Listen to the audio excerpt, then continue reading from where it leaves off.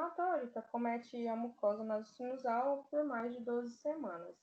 Histopatologicamente falando, é evidenciado uma destruição da mucosa nasocinusal que não se regenerou após um processo inflamatório ou infeccioso agudo, gerando uma resposta imunológica inflamatória em adição a uma infecção inicial.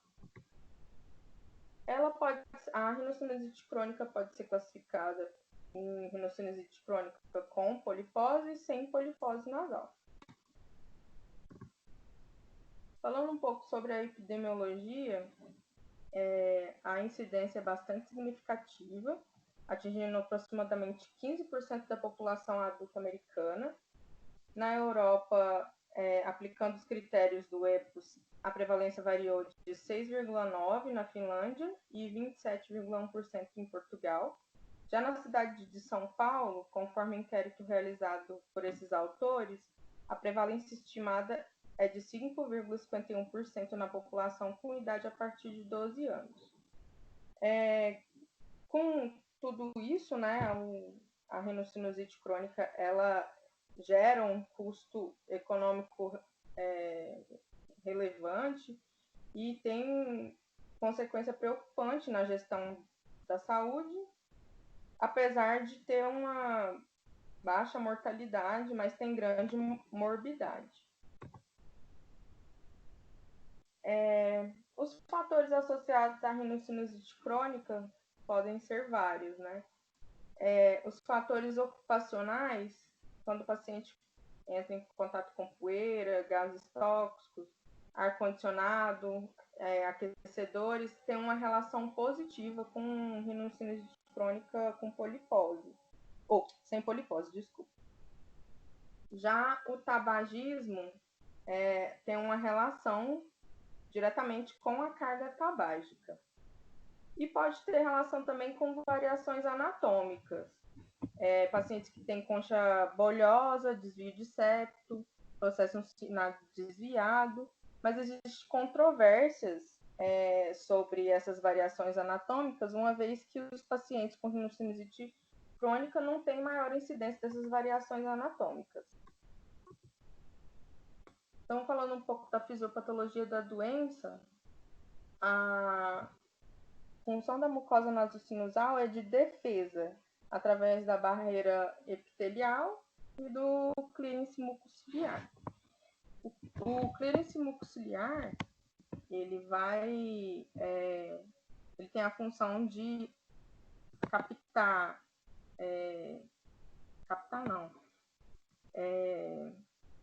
uma palavra que eu posso usar. Ele tem a função de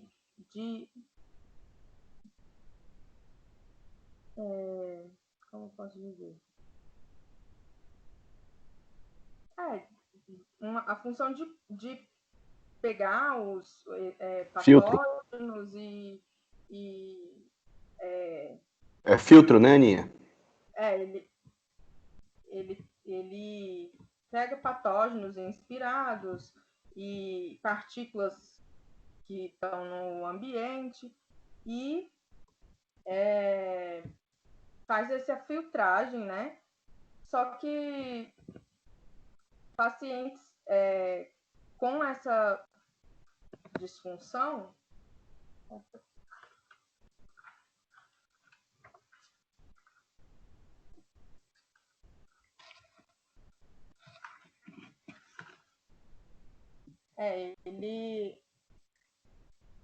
a palavra que eu queria usar, ele remove partículas e patógenos inspirados, e assim ele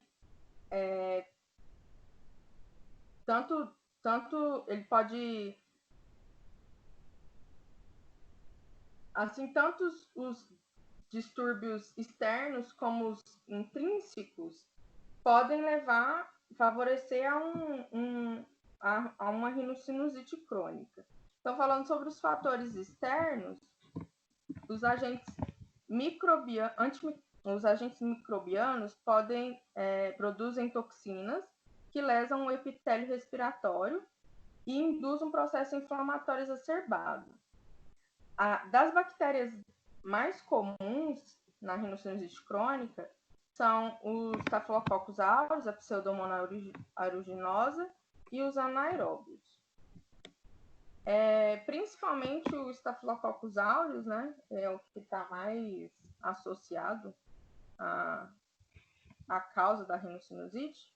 Ela induz intensa lesão epitelial através dessa alfa-toxina, gerando uma reação inflamatória exacerbada através de exotoxinas, que são superantígenos. Ela tem capacidade de permanecer latente dentro das células epiteliais nasocinusais, cronificando o processo inflamatório. E ele também tem capacidade de produzir biofilme. O biofilme, ele é uma colonização polimicrobiana, né, que fica em estado latente, mas ele tem capacidade de induzir um processo inflamatório crônico. Então, o clearance mucociliar, ele tem a função de remoção de partículas inspiradas. No nosso muco nasal, diversas substâncias com ação antimicrobiana estão presentes, principalmente mucina, lisozimas, defensinas e surfactantes. O batimento ciliar coordenado, ele direciona essas partículas inspiradas para a nossa orofaringe, e alterações no muco ciliar por deficiência ciliar, como na discinesia, ou no espessamento excessivo do muco, como na fibrose cística, aumenta a retenção dessas partículas, facilitando a inflamação crônica da mucosa nasocinusal. Então, quando partículas entram em contato com o epitélio nasocinusal, essas partículas são reconhecidas pelos receptores da imunidade inata, que são esse TLR, que são em número de 11 receptores, mais ou menos, e o Node-like em maior número. Esses receptores, eles são ligados a estruturas não reconhecidas pelo organismo e induzem a cascata inflamatória, ativando fatores da imunidade inata e da imunidade adaptativa. Então, falando um pouco da fisiopatologia da rinocinusite crônica com polipose nasal. Os fatores da imunidade inata mais alterados na rinocinusite crônica com polipose é esse TSLP e a interleucina 33, que vão ativar a imunidade adaptativa na produção de interleucina 5 e interleucina 13 e auxiliam no recrutamento de células inflamatórias, como os eosinófilos. Não existe na literatura estudos que falam que tenham avaliado a imunidade inata em pacientes sem polipose nasal.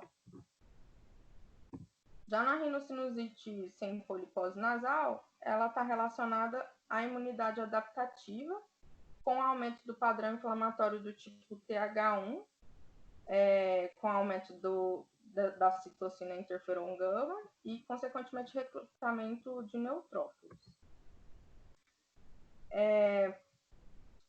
Quando acontece a alteração na integridade do epitélio na rinocinusite crônica, então vai acontecer através de uma perda da barreira epitelial.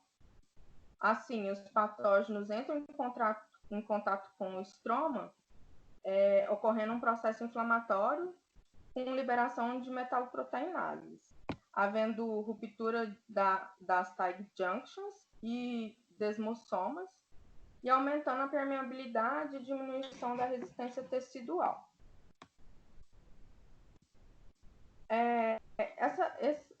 Essa parte que não tinha no nosso tratado, mas eu vi em um artigo que falava sobre a histologia dos pólipos na rinocinusite crônica, e eu achei interessante. Então, o pólipo, os tipos histológicos dos pólipos nasais, eles podem ser o pólipo edematoso ou eosinofílico, que dentro dos pólipos na rinocinusite crônica com polipose, ele é o mais comum, assim, ele é o que mais ocorre. Tá? Ele ocorre em aproximadamente 86% dos casos. Ele é caracterizado pelo edema de estroma, com a presença de numerosos eosinófilos e mastócitos, hiperplasia de células caliciformes no epitélio respiratório e espessamento da membrana basal. Aqui nessa figura 1, a gente vê o edema estromal, aqui nas setinhas pretas. E aqui nessa figura 2, na setinha preta, a hiperplasia celular. O pólipo fibroinflamatório é o segundo em ocorrência, né? É o segundo mais comum. Ele apresenta intenso infiltrado inflamatório com predomínio de linfócitos. A escassez de edema estromal e de hiperplasia de células caliciformes também caracteriza esse padrão histológico. Nessa figura 1 aqui a gente vê o infiltrado inflamatório com predomínio de linfócitos, e aqui na segunda a gente vê uma hiperplasia, uma metaplasia escamosa, na verdade, do epitélio. Depois a gente tem o pólipo com hiperplasia de glândulas seromucinosas, caracterizado por numerosas glândulas seromucinosas e estruturas ductais presentes no estroma de padrão edematoso. Então, a gente pode ver aqui na setinha as várias células glandulares. E por último, o pólipo com atipia de estroma. Sua característica marcante é a presença de células estromais bizarras e atípicas. Que são essas... Vocês conseguem ver minha seta? Aliás, tem a seta, né? Que são essas células em formato meio estrelado aqui.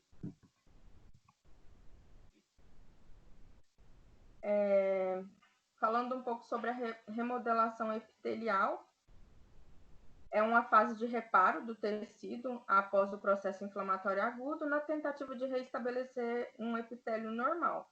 E para que isso ocorra, essa molécula TGF-beta é determinante. E estudos demonstram que a rinocinusite sem polipose tem um aumento desse mediador, a TGF-beta, ocorrendo uma fibrose local.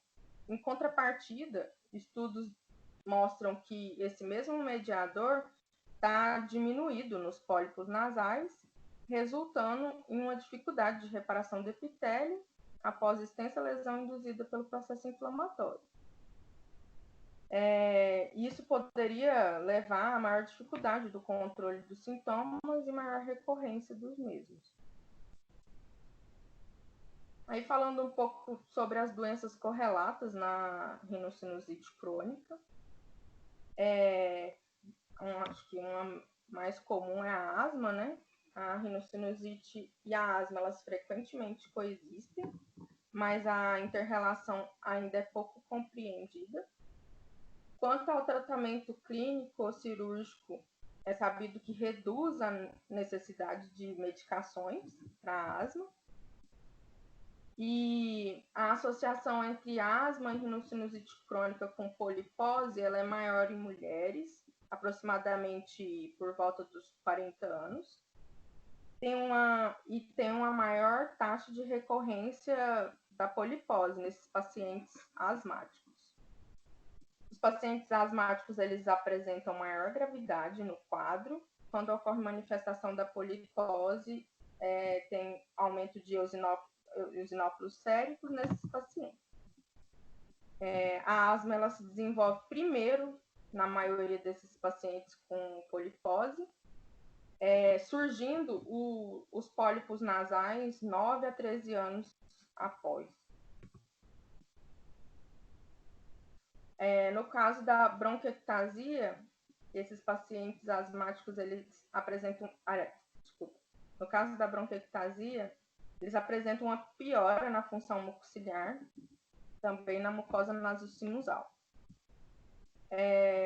Os pacientes alérgicos, essa associação ainda é incerta. Apesar disso, a rinite parece piorar os sintomas nesses pacientes. E também no tratado ele fala sobre os pacientes que têm alergia a alguns alimentos, principalmente crustáceos, cereja, que também pode estar relacionado a pacientes com rinocinusite crônica. No caso de intolerância à aspirina, essa reação ela é não alérgica e não mediada por IgE, e sim um efeito farmacológico, predominando o broncoespasmo e a rinorreia. E essa é a DREA, né? Tem uma prevalência de polipose entre 36% e 96%, e uma maior frequência a partir dos 40 anos. Quando esses pacientes apresentam asma, a asma ela apresenta uma maior severidade nesses casos, e o tratamento cirúrgico nasosinusal faz com que eles apresentem uma melhora do quadro da asma associada. Então, na síndrome de Cartagner, que eu acho que até o Lucas falou recentemente, mas vamos falar um pouquinho. É uma doença autossômica recessiva rara, 1 a cada 10 a 20 mil nascidos vivos.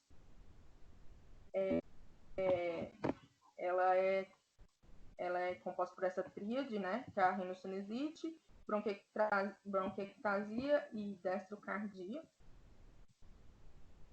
Alterações exuberantes na morfologia e motilidade, motilidade ciliar nasosinusal. O diagnóstico dessa doença é feito através de microscopia eletrônica, exames funcionais ou testes genéticos, geralmente feitos entre 5 e 6 anos de idade. E o quadro clínico desses pacientes pode se manifestar tanto quando recém-nascidos ou tardiamente. Então, quando neonatos, ele vai apresentar desconforto respiratório intenso, e nos casos tardios, através de IVAs, pneumonia crônica, tosse produtiva, hemoptise, otite média crônica e rinocinusite crônica. E o seio mais acometido é o seio maxilar, devido à estagnação de secreção, levando à inflamação e infecções secundárias. Na síndrome de Young, ela é uma doença autossômica recessiva. Ela determina anomalias ultraestruturais dos cílios presentes na mucosa do aparelho respiratório e dos espermatozoides. Ela tem uma tríade, né, que é a rinocinusite, pneumopatia e azospermia. E o diagnóstico é feito através da clínica, né, infecções respiratórias recorrentes, associada à infertilidade masculina e antecedentes familiares positivos. Na fibrose cística, ela é uma doença autossômica recessiva, mais frequente encontrada na população caucasiana. Ela está associada à mutação no gene regulador da condutância transmembranar de fibrose cística, responsável pela conformação e pelo funcionamento dos canais de cloro e água nas células epiteliais da mucosa respiratória. Sua mutação gera edema dessas células e aumenta a viscosidade das secreções das vias aéreas. A secreção torna-se tão espessa que compromete o batimento ciliar e a ação dessas enzimas protetoras sobre o muco. O padrão inflamatório da polipose nasosinusal na fibrose cística é TH1, com aumento de neutrófilos e macrófagos, e hipertrofia de células caliciformes. A rinocinusite crônica está presente em 70 a 100% desses pacientes com fibrose cística, sendo a polipose nasal, sendo que a polipose está associada a 40% desses pacientes. Sintomas nasosinusais geralmente iniciam-se aos 5 anos de idade nesses pacientes, com presença de secreção esverdeada, espessa, na nasoendoscopia. Esses pacientes, eles apresentam na TC, como muito frequentemente, essa pseudomucocele aqui, que é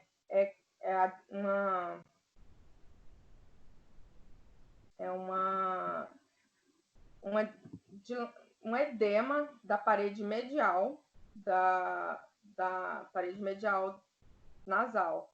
Acontece que a secreção fica ali represada dentro do seio maxilar e a parede medial ela medializa, a parede lateral ela medializa em direção ao cérebro. E a intensidade dos sintomas está relacionada à alteração mutagênica desses pacientes. Então, falando sobre os sinais e sintomas da doença, ela tem duração maior que 12 semanas.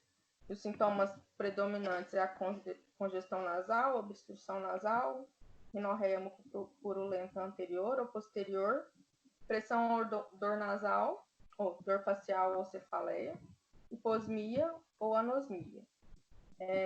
Os sintomas, em geral, menos comum é a irritação faríngea, laringe, traqueia, vaginofagia, disfagia e tosse, sendo que nas crianças é a mais comum, né? Principalmente ao deitar, e mal-estar e febre. Nos casos de rinocinusite com polipose, a obstrução, mais anosmia, hiposmia e história de rinocinusite recorrente. O diagnóstico é feito o diagnóstico é clínico, né? E é feito através da anamnese, do exame físico. Na rinocinusite sem polipose, na rinoscopia anterior, é possível a gente ver uma mucosa nasal hiperemiada, com a presença de secreção de aspecto mucoso ou mucopurulento. Já na endoscopia, o aspecto da mucosa, a gente tem que avaliar o aspecto da mucosa nasosinusal. A gente tem que ver se tem presença e perviedade dos ossos de drenagem dos seios paranasais e observar se tem secreção, edema ou pólipo no meato médio ou superior, além de alterações anatômicas presentes que possam contribuir para a ocorrência ou agravamento da doença.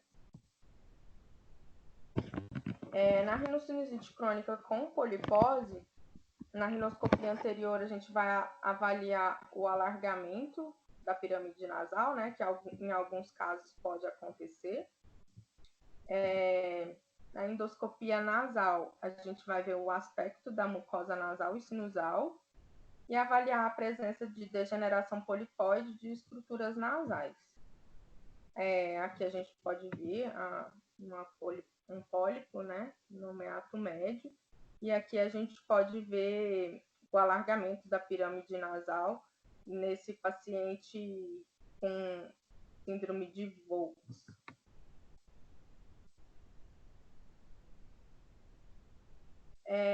A gente pode lançar mão de exames complementares, né?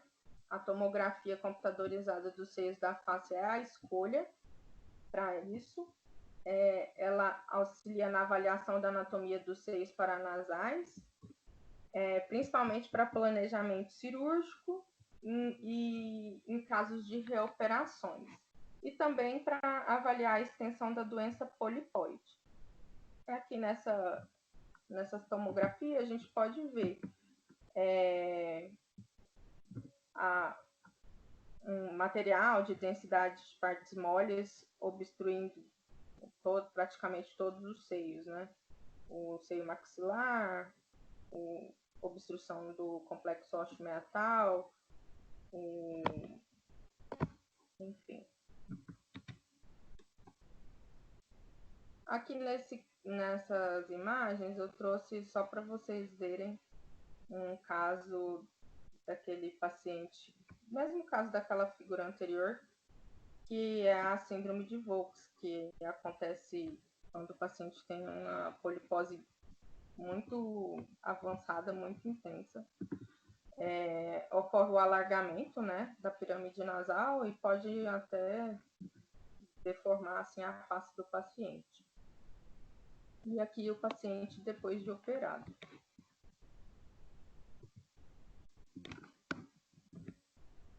A ressonância magnética, ela pode ser usada em suspeitas de complicação intracraniana e orbitária. Suspeita de neoplasia também, que avalia melhor o grau e a extensão da área comprometida. E a diferenciação de doença de origem fúngica. Aqui a gente vê um abscesso epidural nessa ressonância. Outros exames que podem ser solicitados, né, para auxiliar o hemograma, que a gente avalia se tem eosinofilia nos pacientes alérgicos, nos pacientes asmáticos, nos que têm intolerância à aspirina. A gente pode solicitar também o teste cutâneo ou o teste radioalergosorvente, que é uma avaliação alergológica que possibilita identificar pacientes atópicos, direcionando e complementando o diagnóstico para tratamento adequado da rinite alérgica. A gente pode lançar mão também da bacterioscopia e cultura nos casos refratários, citologia nasal nos quadros alérgicos associados, com predominância de eosinófilo na rinite alérgica e polipose eosinofílica.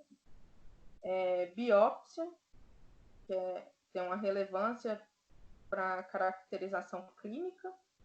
O teste do olfato, que é para principalmente documentação pré-operatória. E a função mucociliar, que é feita através do clearance mucociliar, através do teste da sacarina ou do radioisótopo.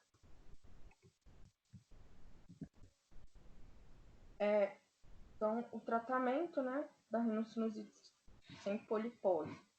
A gente vai usar a lavagem nasal, tanto na rinocinusite sem polipose, quanto na rinite com polipose. E os corticoides tópicos também. Mas falando na rinocinusite sem polipose, a lavagem nasal ela vai mobilizar as secreções com hidratação da mucosa e é uma medida preventiva também. A solução hipertônica 3%, ela aumenta a frequência do batimento ciliar e a lavagem nasal em alto volume, em mais de 200 ml, que geralmente é feito com lota, são melhores do que os sprays de alto volume. A lavagem ela tem baixo custo, grande segurança e ausência de reabsorção sistêmica e é recomendada como terapia prolongada. Os corticoides, no caso dos tópicos, eles vão causar a redução do edema, facilita a drenagem e permeabilidade dos ósseos. E de reação adversa, a gente tem ardência, pode favorecer epistaxe e cefaleia. Nos casos de corticoide sistêmico, há pouca evidência sobre o uso na rinocinusite sem polipose. Quanto aos antibióticos, até o momento não existe na literatura nenhum estudo randomizado placebo controlado que comprove a eficácia dos antibióticos na rinocinusite crônica. A principal indicação para a terapêutica antimicrobiana nos casos crônicos é nas agudizações, com duração média de 10 a 21 dias. Considerando a maior prevalência do Staphylococcus aureus do Staphylococcus coagulase negativo nos quadros crônicos, a associação possível com bactérias anaeróbias. Assim, a gente pode usar a clindamicina ou a combinação de amoxicilina com clavulanato como boas opções terapêuticas. No caso de crianças, o antibiótico mais indicado e a amoxicilina em doses maiores, 90 mg por quilo dia, associado a inibidores beta-lactame. Quanto ao uso prolongado de antibióticos, né, os macrolídeos são os mais recomendados. Ele reduz a virulência, o dano tecidual e aumenta os batimentos ciliares. Deve ser considerado apenas em casos selecionados, pacientes com IgE elevada e falha terapêutica sem IgE elevada e com falha terapêutica com uso de corticoides. Na rinocinusite crônica com polipose, a gente indica a lavagem nasal com solução salina, os corticoides, que é a medicação de escolha no caso da polipose nasosinusal. No caso dos corticoides tópicos, todas as meta-análises mostram resultados que favorecem o uso dos corticoides tópicos na rinocinusite com polipose, pois eles melhoram os sintomas e reduzem o tamanho dos pólipos. E os corticoides sistêmicos, eles atuam de forma positiva a curto prazo, melhorando o parâmetro subjetivo e objetivo na rinocinusite crônica com polipose. A duração dessa melhora ela pode ser prolongada quando associada ao corticoide tópico por 8 a 12 semanas. Também pode ser usado antibióticos sistêmicos em curto prazo, menos que 3 semanas.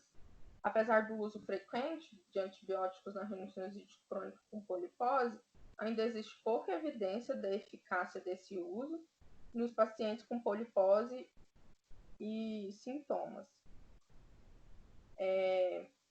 Seu efeito antimicrobiano ainda é incerto no tratamento crônico, portanto é racional utilizar antibióticos preferencialmente nas situações de exacerbação aguda. Antibióticos sistêmicos podem ser usados a longo prazo, né? Mais que 12 semanas. As propriedades anti-inflamatórias dos macrolídeos parecem desempenhar um papel no tratamento de pacientes com rinocinusite com polipose, reduzindo o tamanho do pólipo e a recorrência, principalmente após a cirurgia. Apesar dos diversos estudos, ainda não são conhecidas a melhor dose, droga e duração. Os antileucotrienos, ele pode ser usado como tratamento associado ao corticoide tópico oral. Eles mostraram melhora no olfato, na rinorreia e obstrução nasal nos pacientes que têm intolerância à aspirina. O montelukast pode ser uma opção para esses pacientes intolerantes ou que não responderam aos corticoides tópicos. No caso da desensibilização à aspirina, no subgrupo desses pacientes com a doença respiratória exacerbada pela aspirina, a desensibilização pode trazer benefício com a melhora da qualidade de vida, redução na formação de pólipos após a cirurgia e redução do uso do corticoide sistêmico. Do ponto de vista fisiopatológico, ele atua na causa da doença, porém, a dose e tempo ideal ainda são temas de ensaios clínicos, mas é consenso em literatura que o momento ideal para sua realização esteja após a cirurgia endoscópica nasal. Na rinocinusite sem polipose, uma meta-análise sobre o impacto da cirurgia endoscópica dos seios paranasais nos sintomas de rinocinusite e na qualidade de vida demonstrou com nível 2 de evidência a efetividade da cirurgia endoscópica em ambos os parâmetros em pacientes adultos com rinocinusite crônica.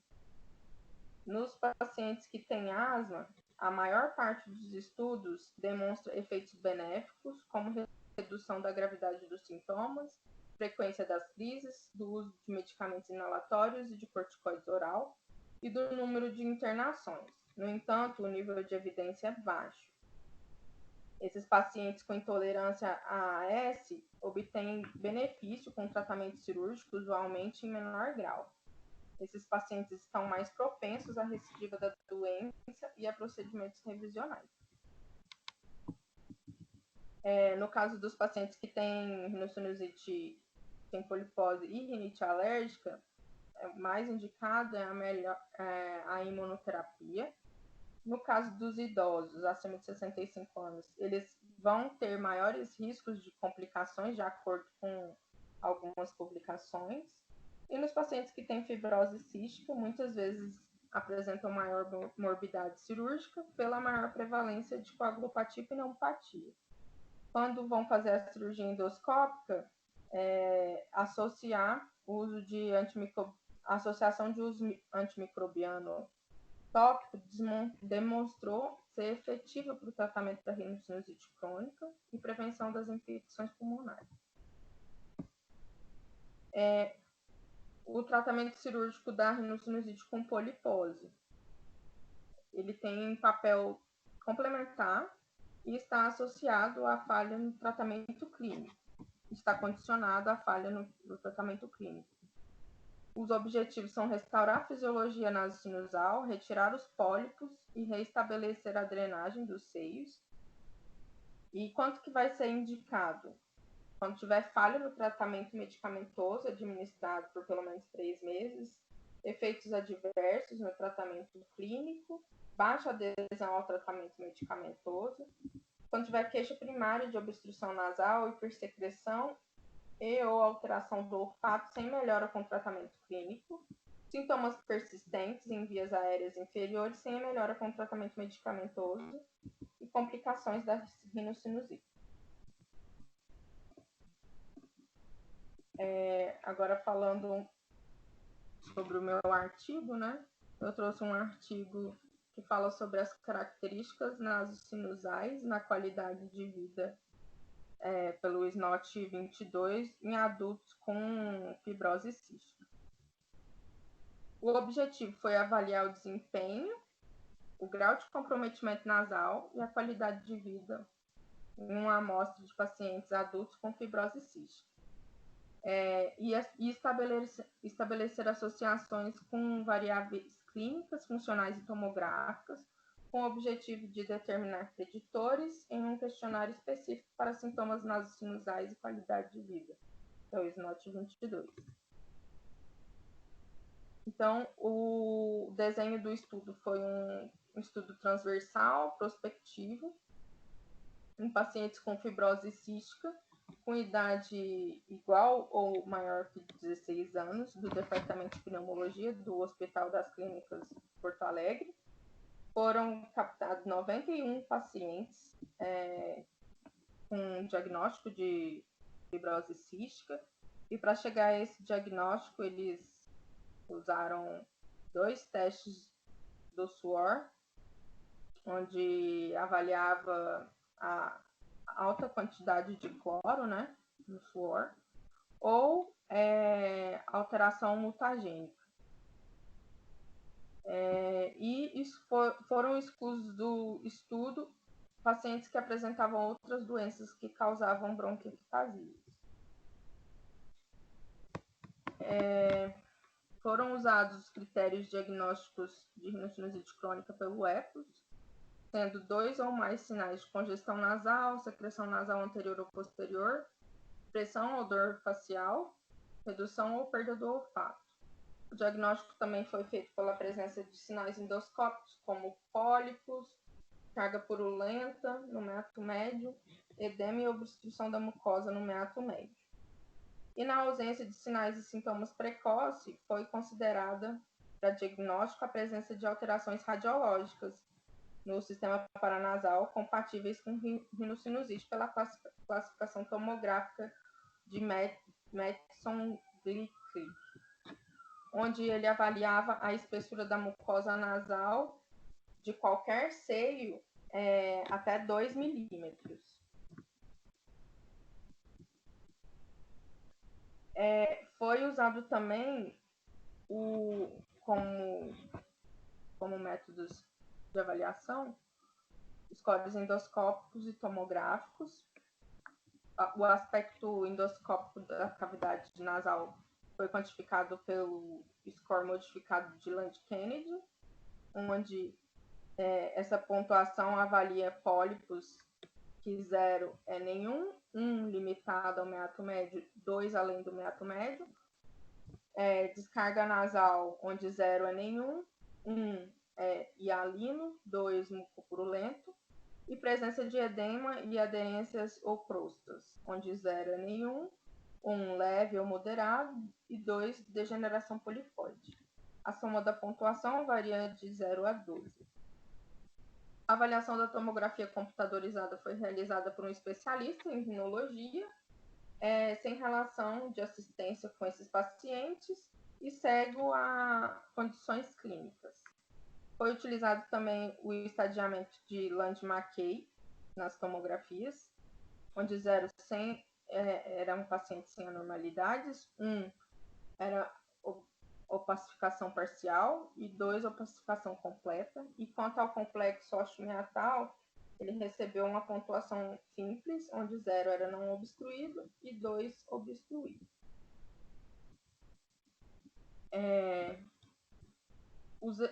Foram utilizados também exames de função pulmonar e os parâmetros avaliados foram o CVF e o VFUM, VF1, após broncodilatador e em litros e porcentagem prevista para idade, altura e sexo. E o questionário SNOT 22, que foi utilizado, ele mede a qualidade de vida em pacientes com rinocinusite crônica. E as pontuações de cada pergunta elas variam de 0 a 5. E pontuações mais altas significam problemas piores. A soma total da pontuação pode variar de 0 a 110. Então, como resultados, de fevereiro de 2012 a março de 2014, 91 pacientes foram diagnosticados com fibrose cística e alocados para esse estudo. Os pacientes foram classificados em 3 grupos, de acordo com o SNOT 22. No grupo 1, eles eram assintomáticos, a pontuação foi de 0 a 10. No grupo 2, sintomas leves, pontuação de 11 a 29. E no grupo 3, sintomas moderados a graves, com pontuação maior que 30. Aqui nessa tabela, eu trouxe para a gente avaliar que houve uma diferença estatística, estatisticamente significativa nos pacientes que tiveram idade média e idade de diagnóstico da fibrose cística. Aproximadamente 50% dos pacientes relataram queixas compatíveis com rinite crônica, e esse fato foi mais prevalente no grupo 3. Os sintomas utilizados como critério para o diagnóstico clínico de rinocinusite também foram mais observados nos pacientes com maior pontuação no SNOT 22. A característica tomográfica mais comum observada foi a aplasia ou hipoplasia do seio esfenoidal, mas não houve diferenciação clínica entre os 3 grupos. Nessa tabela aqui, a gente pode ver que, quanto ao diagnóstico de rinocinusite clínico, né, os pacientes do grupo 3 eram os que mais tinham queixas clínicas, né, e teve significância estatística.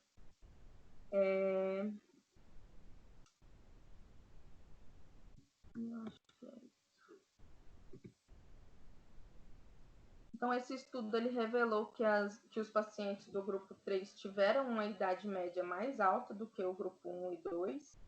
Isso pode ser explicado pelo fato de os pacientes mais velhos serem mais capazes de qualificar ou quantificar os seus sintomas.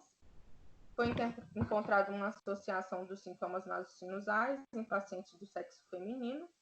Alguns artigos relataram uma maior prevalência da rinocinusite crônica em mulheres, o que poderia explicar os achados do nosso estudo.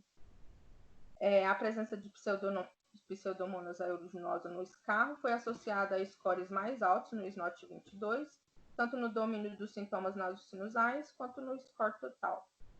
Houve alta prevalência dos sintomas de de rinite crônica, principalmente no grupo 3, mostrando significância estatística.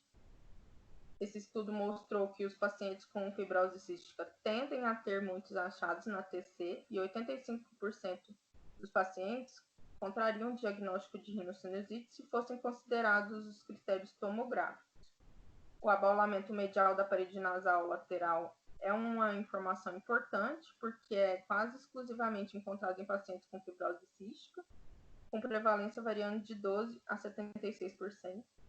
Nessa amostra composta exclusivamente por adultos, houve uma taxa de 49% dessa descoberta, enquanto outros estudos mostram uma prevalência de 57% a 74%. A presença de Pseudomonas aeruginosa associada a pontuações mais altas no questionário, SNOT 22, é um achado importante, pois sua presença está associada ao agravamento da função pulmonar. Como conclusão, o estudo mostrou que, apesar da alta prevalência de achados na TC, os pacientes relataram pouca intensidade dos sintomas nas sinusais, no SNOT 22. Os dados do estudo mostraram que os pacientes idosos e pacientes com pseudomonas estão associados a pontuações mais altas no questionário. A decisão no tratamento da doença das vias aéreas superiores deve ser fundamentada na combinação de informações, especialmente sintomas e dados do exame endoscópico, e uma investigação adicional na forma de estudos de delineamento melhorados é necessário para a avaliação da interpretação definitiva dos achados nas sinusais nos pacientes adultos com fibrose cística. É isso.